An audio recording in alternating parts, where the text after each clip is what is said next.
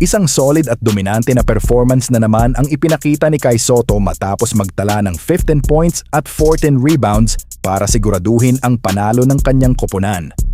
Mula umpisa hanggang dulo, ramdam ang presensya ni Kai sa loob ng court. Sa opensa, epektibo siya sa ilalim.